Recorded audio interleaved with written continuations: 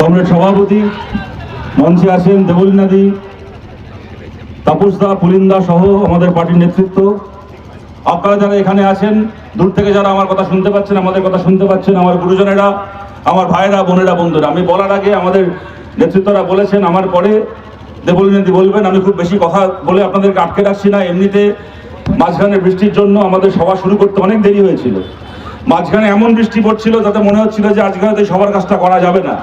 কিন্তু আমরা জানি এই বৃষ্টির জলে যত না আজকের এই মাটি ভিজেছে, তার থেকে অনেক বেশি আমাদের কমরেডদের রক্তে এই ঝাড়গ্রামের, এই বাঁকুড়ার, এই মেদিনীপুরের মাটি ভিজেছে। তারপরও দেখানে দাঁড়িয়ে এই মাটির ওপর দাঁড়িয়ে আমাদের লড়াই চলছে।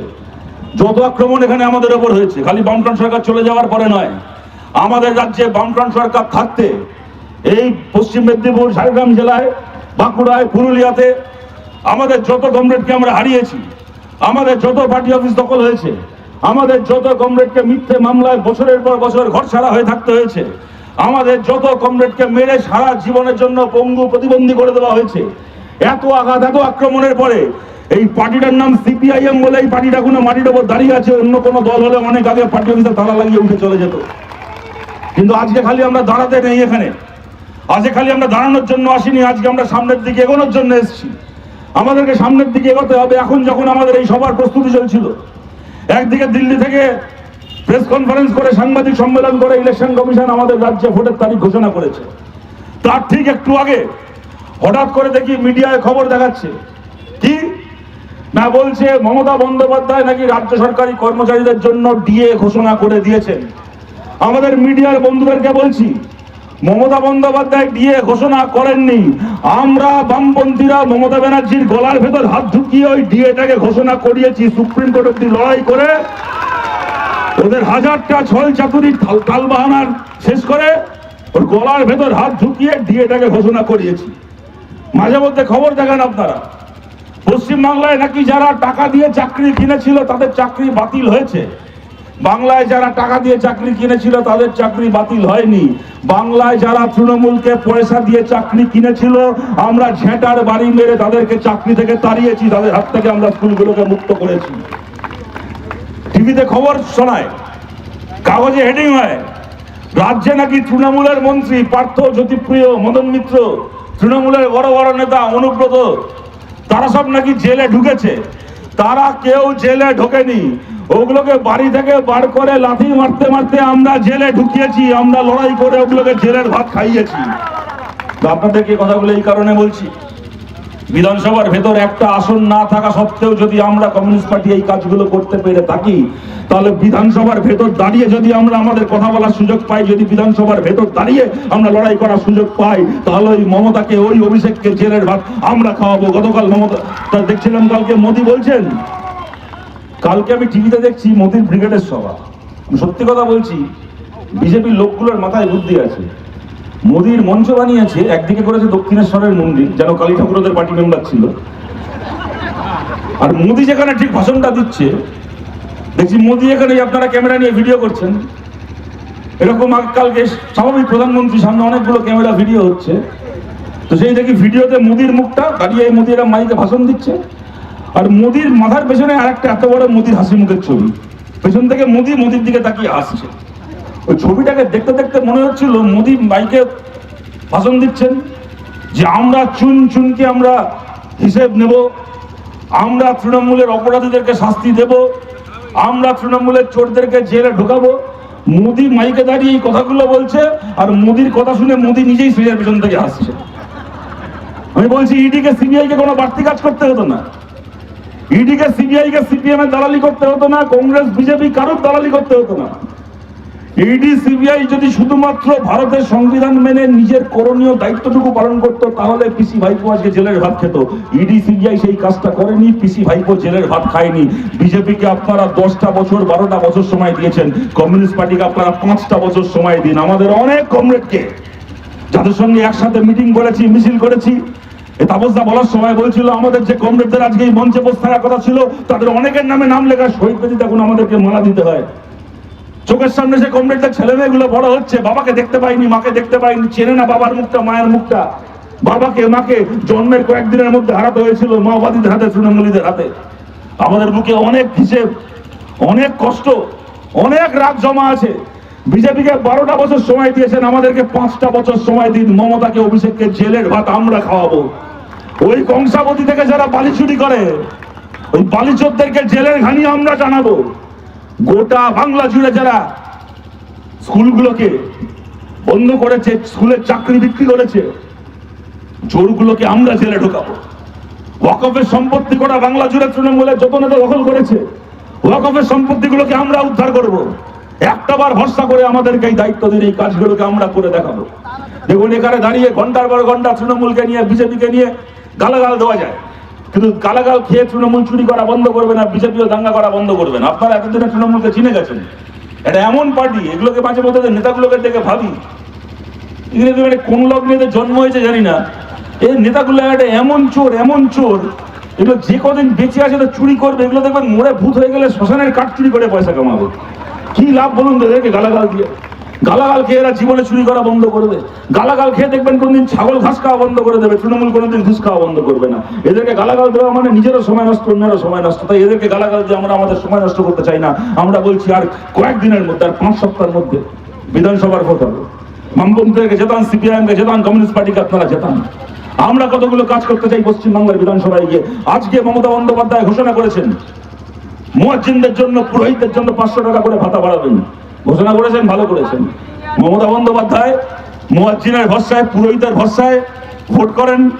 বাংলার একটা 5 বছরের বাচ্চাও জানে 5 বছর ধরে চুরি করবেন, লোককে চাকরি বাকরি দেবেন না, লোকের হকের চাকরি বিক্রি করবে, বালি চুরি করবে, গরু পাচার করবে, কয়লা পাচার করবে, পঞ্চায়েত দখল করবে, সবকিছু করবে। তারপর ভোট হলে পুরোহিতদেরকে বলবে যাও তোমরা হিন্দু এলাকায় গিয়ে বলো তৃণমূলকে ভোট দিতে, আর ইমাম মুয়াজ্জিনদেরকে বলবে তোমরা মুসলমান এলাকায় গিয়ে বলো তৃণমূলকে ভোট দিতে। ইমাম মুয়াজ্জিনদেরকে টাকা দিয়ে মমতা বন্দ্যোপাধ্যায় ভোট কিনবেন, ঠিক করেছেন। 500 টাকা ভাতা বাড়াবেন। ভোটের আগে যা ভাতা বাড়ানোর আপনি বাড়িয়ে নিন। আমরা বলছি, কমিউনিস্ট পার্টি বলছে, আমরা যদি পশ্চিমবাংলার বিধানসভায় আপনাদের আশীর্বাদকে মাথায় নিয়ে যেতে পারি, তাহলে আমরা পশ্চিমবাংলার কোনো ইমাম ভাতা বাড়াবো না, আমরা কোনো পুরোহিত ভাতা বাড়াবো না। কিন্তু গোটা বাংলার যত কন্ট্রাকচুয়াল চাকরি রয়েছে, পঞ্চায়েতে, পুরসভায়, পরিবহনে, স্কুলে, পুলিশ সিভিক ভলেন্টিয়ারের চাকরি, গোটা বাংলায় যত কন্ট্রাকচুয়াল চাকরি রয়েছে, বামপন্থীরা সেই চাকরিগুলোকে 6 মাস থেকে 1 বছরের মধ্যে পশ্চিমবাংলায় সমস্ত কন্ট্রাকচুয়াল চাকরিকে আমরা পার্মানেন্ট করব। বাংলায় যত প্রকল্প শ্রমিক রয়েছে, যারা আইসিডিএস এ কাজ করছেন, যারা অঙ্গনবাড়িতে কাজ করছেন, থানায় সিভিক ভলেন্টিয়ার থেকে শুরু করে যত স্কিম ওয়ার্কার, যারা শিক্ষা বন্ধু রয়েছেন, শিক্ষা সহায়ক আছেন, যত স্কিম ওয়ার্কার, প্রকল্প শ্রমিক রয়েছেন, মাস গেলে অন্তত পক্ষে 20,000 টাকা মাইনের ব্যবস্থা আমরা বামপন্থীরা করবো। রাজ্যে আইন করে প্রকল্প শ্রমিকদের কম করে 20,000 টাকা মাইনে হবে। সিভিক ভলেন্টিয়ার যে ভাই বোনরা আজকে এখানে দাঁড়িয়ে আছেন, আপনাদের এই ক্যামেরাগুলোর মাধ্যমে, মোবাইলের মাধ্যমে গোটা বাংলার যত সিভিক ভলেন্টিয়ার ছেলে মেয়ের কাছে আমাদের কথা পৌঁছচ্ছে, তাদেরকেও আমরা বলছি, এই সিভিক ভলেন্টিয়ার ছেলে মেয়েরা কেউ আমাদের শত্রু নন। এরাও সাধারণ পরিবারের সাধারণ ছেলে মেয়ে। আর যে একটা সময় আমাদের রাজ্যে 6 মাস থেকে 1 বছর কেউ যদি ক্যাজুয়াল কাজ করতো, তার চাকরি ক্যাজুয়াল থেকে পার্মানেন্ট হতো বামফ্রন্ট সরকারের আমলে আর তৃণমূল গভর্নমেন্টের আমলে। আজকে এই ছেলে মেয়েগুলো 14 বছর ধরে, 15 বছর ধরে আজকে রাস্তায় দাঁড়িয়ে আছে, ক্যাজুয়াল কাজ করছে, কন্ট্রাকচুয়াল কাজ করছে, তাদের চাকরি পার্মানেন্ট হয়নি। আমরা বলছি বামপন্থীদের পাশে দাঁড়ান। তৃণমূল কংগ্রেসের আমলে তৃণমূল কংগ্রেসের জহুজুরি করতে হয়েছে, গোলামি করতে হয়েছে, ওদের জন্য হাইওয়েতে দাঁড়িয়ে লরি থেকে টাকা তুলতে হয়েছে, ওদের জন্য থানায় থানায় তৃণমূল নেতাদের খোঁচরগিরি করতে হয়েছে। কোথায় পুকুর ভরাট হচ্ছে, কোথায় বেআইনি বিল্ডিং তৈরি হচ্ছে, সেখান থেকে টাকা তুলে নিয়ে গিয়ে থানার আইসিকে, ওসিকে, বড় বাবুকে জমা দিতে হয়েছে, তৃণমূলের পার্টি অফিসে পৌঁছে দিতে হয়েছে। আর যদি এই কাজটা না করতে পেরেছেন তো পরের দিন কাজ থেকে ছাঁটাই হয়েছেন। আমরা বলছি বামপন্থীদের পাশে দাঁড়ান। আমরা বামপন্থীরা যদি পশ্চিমবাংলার বিধানসভায় যাই, এই বাংলায় সিভিক ভলেন্টিয়ারের চাকরিকেও আমরা স্থায়ী সরকারি চাকরির মর্যাদা দেব। কোন সিভিক ভলেন্টিয়ারকে ইচ্ছে মতো ছাঁটাই করা যাবে না। সিভিক ভলেন্টিয়াররা পুলিশ হয়ে যাবে না, কিন্তু সিভিক ভলেন্টিয়ারের চাকরিও একটা স্থায়ী সরকারি চাকরির মর্যাদা পাবে।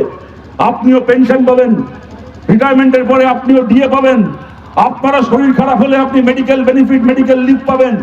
একটা সরকারি চাকরির যা যা নিয়ম, সেই প্রতিটা নিয়ম মেনে আপনার চাকরিও সরকারি চাকরির মর্যাদা পাবে। তৃণমূল কংগ্রেসের গোলামির হাত থেকে আমরা মুক্ত করবো। আমাদের পাশে দাঁড়ান। আমাদের 2 নম্বর কথা, তৃণমূল স্কুল শিক্ষকের চাকরি বিক্রি করছে, ওরা পশ্চিমবাংলা স্কুল বাড়িগুলোকে শ্মশান বানাচ্ছে। এই যেখানে আমরা দাঁড়িয়ে আছি, এই যে হাড্ডার, এই রামকৃষ্ণ এই স্কুল, এই পেছনের হোস্টেল, এখানে পুলিন্দা বসে আছেন মঞ্চে। যখন এমপি ছিলেন, পুলিন্দা বলার সময় বলছিলেন, এখানে এসে শুনছিলাম কমরেডদের মুখে, এই স্কুলের সেক্রেটারি ছিলেন আমাদের পার্টির নেতা, ম্যানেজিং কমিটির সেক্রেটারি ছিলেন। টাকা বরাদ্দ হয়েছিল হোস্টেল তৈরি করার জন্য, হোস্টেলের বাড়ি তৈরি হয়ে গেছিল। কথা ছিল হোস্টেলে স্কুলের ছাত্ররা থাকবে, গরিব ঘরের খেটে খাওয়া পরিবারের ছেলে তারা পড়াশুনো করবে, এখানে হোস্টেলে থাকবে, পড়াশুনো করবে, নতুন জীবনের পথে এগিয়ে যাবে। আমাদের অ্যাড করে যাওয়া টাকা তৃণমূল চুরি করেছে। যে হোস্টেল বাড়িটা তৈরি হয়ে যাওয়ার কথা ছিল আজ থেকে 15 বছর আগে, সেটা গোটা ভূতের বাড়ি হয়ে দাঁড়িয়ে আছে। ভেতরে শিয়াল কুকুর ইঁদুর বেড়াল ঘুরে বেড়াচ্ছে, ভেতরে মদ গাঁজার ঠেক বসে তৃণমূল কংগ্রেসের। এ খালি একটা হোস্টেল বলে নয়, গোটা ঝাড়গ্রামের, গোটা মেদিনীপুরের, গোটা বাঁকুড়ার, গোটা পুরুলিয়া, গোটা বাংলার এই চেহারা। আমরা বলছি এই চেহারাগুলো থেকে, এই চেহারাকে পাল্টাতে হবে। আমাদেরকে ভোট দেওয়া মানে, আমাদের পাশে দাঁড়ানো মানে, আমাদের লড়াইয়ের পাশে থাকা মানে। আপনারা জানেন এই জেলাগুলোতে আমাদের শয়ে শয়ে পার্টি অফিস দখল হয়েছে, আমাদের পার্টি অফিসগুলোকে গায়ের জোরে বন্ধ করা হয়েছে। আমাদের বহু পার্টি অফিসকে আমরা আবার খুলিয়েছি, ওদের কাছ থেকে দখল মুক্ত করেছি পার্টি অফিসগুলোকে। সেই পার্টি অফিস আবার লাল পতাকা উঠছে। যদি এখনো কিছু পার্টি অফিস থেকে থাকে ওদের দখলে, সেই প্রতিটা পার্টি অফিসকে মুক্ত করতে হবে। কিন্তু আমাদের লড়াই খালি আমাদের বন্ধ পার্টি অফিসগুলোকে খোলার লড়াই নয়, আমাদের লড়াই বাংলার এই প্রতিটা বন্ধ হয়ে যাওয়া স্কুলের হোস্টেলকে খোলার লড়াই, বাংলার প্রতিটা বন্ধ হয়ে যাওয়া প্রাইমারি স্কুলকে খোলার লড়াই, বাংলার বন্ধ হয়ে যাওয়া প্রতিটা চা বাগানকে খোলার লড়াই। এই লড়াই আপনারা আমাদের পাশে থাকুন। ওরা দিনের পর দিন চুরি করে যাবে, চুরির চাকরি বিক্রি করে যাবে, আর আমরা খালি দাঁড়িয়ে তার বিরুদ্ধে মিটিং মিছিল করব। আমরা দাঁড়িয়ে খালি মামলা করব আদালতে, আর আদালতের রায় চাকরি বাতিল হবে, আর একবার চাকরির নোটিফিকেশন হবে, আর একবার চাকরি বিক্রি হবে। এই খেলা চলতে থাকবে দিনের পর দিন। এ হতে পারে না।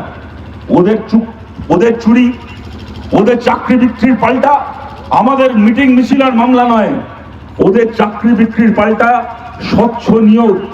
যার যে স্কুলে শিক্ষকতা চাকরি পাওয়ার কথা, নিজের যোগ্যতায় ছেলে মেয়েরা এসএসসি পরীক্ষা দিয়ে, টেটের পরীক্ষা দিয়ে শিক্ষকতা চাকরি পাবে।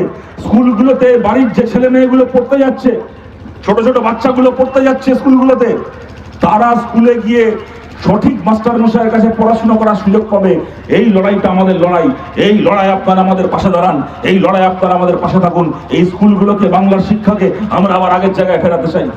আমাদের 3 নম্বর কথা, আপনারা জানেন বামফ্রন্ট সরকার আসার আগে, বামফ্রন্ট সরকার ম্যানিফেস্টোয় বলেছিল, আমাদের ইশতেহারে বলা হয়েছিল, আমরা সরকারে আসলে 8 ক্লাস পর্যন্ত সরকারি স্কুলে পড়াশোনা ফ্রি হবে। জ্যোতি বসু মুখ্যমন্ত্রী হলেন, আমাদের সরকার তৈরি হলো, 8 ক্লাস পর্যন্ত পশ্চিমবাংলার স্কুলে পড়াশোনা ফ্রি হলো। 1 বছরের মধ্যে 8 ক্লাসটাকে বাড়িয়ে 10 ক্লাস করা হলো, 10 ক্লাস পর্যন্ত বাংলার সরকারি স্কুলে পড়াশোনা ফ্রি হলো। তার 2 বছরের মধ্যে সেটাকে 12 ক্লাস করা হলো, উচ্চ মাধ্যমিক স্তর পর্যন্ত পশ্চিমবাংলার সরকারি স্কুলে পড়াশোনা ফ্রি করা হলো। এইবার আমরা বলছি, আমরা যদি এইবার দায়িত্বে আসি, মাস্টার ডিগ্রি পর্যন্ত পশ্চিমবাংলার কলেজে বিশ্ববিদ্যালয়ে পড়াশোনা সম্পূর্ণ ফ্রি হবে। পশ্চিমবাংলার সরকারি কলেজ বিশ্ববিদ্যালয়ে আমাদের ঘরের ছেলে মেয়েরা বিনা পয়সায় মাস্টার ডিগ্রি পর্যন্ত পড়াশোনা করবে। বাংলার ছেলে মেয়েদের পা থাক মাটিতে, তাদের মাথা আকাশকে স্পর্শ করুক। তার লড়াইয়ের পাশে থাকবে বামফ্রন্ট, তার লড়াইয়ের পাশে থাকবে কমিউনিস্ট পার্টি, তার লড়াইয়ের পাশে থাকবে লাল পতাকা। আমরা ধর্ম নিরপেক্ষতার পক্ষে, আমরা শুভেন্দু অধিকারীদের মতো ধর্ম বেছে রাজনীতি করি না।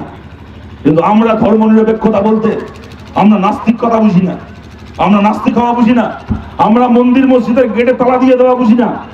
আমরা ধর্ম নিরপেক্ষতা বলতে বুঝি পরমত সহিষ্ণুতা। মানুষ নিজের ধর্ম পালন করবেন, মানুষ অন্যের ধর্মকেও সম্মান করবেন, অযথা অন্যের ধর্মকে অপমান করতে যাবেন না।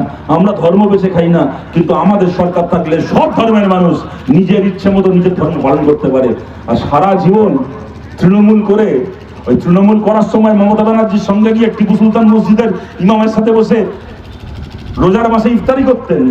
এখন গলায় গেরুয়া গামছা ঝুলিয়ে জয় শ্রীরাম বলে বিজেপি করছে এই শুভেন্দু অধিকারী। আপনাদেরকে বলছি, কাউন্টডাউন শুরু হয়ে গেছে।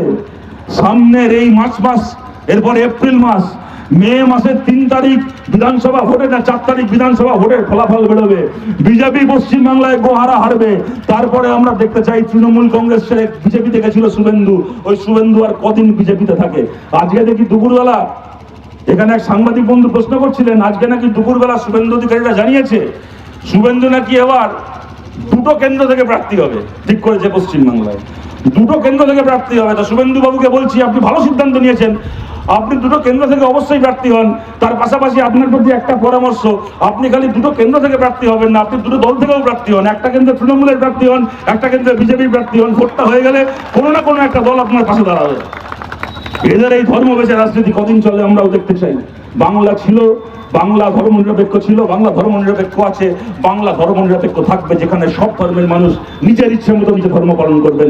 সেই বাংলাকে আমরা আবার ফিরিয়ে আনবো। আর আমার শেষ কথা, দেখুন এখানকার কমরেড যারা আছেন, আপনারা নতুন করে পুলিশের আক্রমণ, পুলিশের সন্ত্রাস, তৃণমূলের মাওবাদীদের যৌথ সন্ত্রাস, আর তার সামনে বুক ছিটিয়ে দাঁড়িয়ে লাল পতাকা নিয়ে লড়াই করার কথা আমার আপনাদেরকে বলার যোগ্যতা নেই। আপনাদের সেই লড়াই খালি আমাকে বলে নয়, আমাদের গোটা রাজ্যের, গোটা দেশের কমরেডদেরকে বছরের পর বছর সাহস জুগিয়েছে, অনুপ্রেরণা জুগিয়েছে। খালি আপনাদেরকে এই কথাটা বলছি যে মঞ্চে অনুজ পান্ডে রয়েছেন, ফুল্লরা মন্ডলের কথা বললো তাপসদা, বলার সময় আমাদের আরো এরকম অনেক কমরেড আপনারা এখানে আছেন এই জমায়েতে। জানি যখন এখানে মিছিল শুরু হচ্ছিল, এক কমরেড এসে বললেন 12 বছরের ওপর ঘরছাড়া হয়েছিলেন, ফেরার হয়েছিলেন নেতাইয়ের ফলস মামলাতে।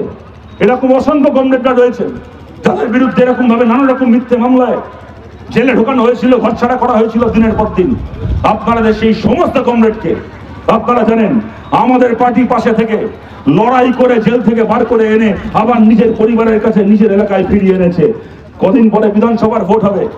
তৃণমূল কংগ্রেস সহজে, ওরা বুঝতে পারছে ওদের পায়ের তলার মাটি আলগা হচ্ছে, তৃণমূল কংগ্রেস সহজে বিধানসভা ছাড়বে না। গায়ের জোরে, গুন্ডা দিয়ে, পুলিশ দিয়ে ওরা চেষ্টা করবে বুথ দখল করতে।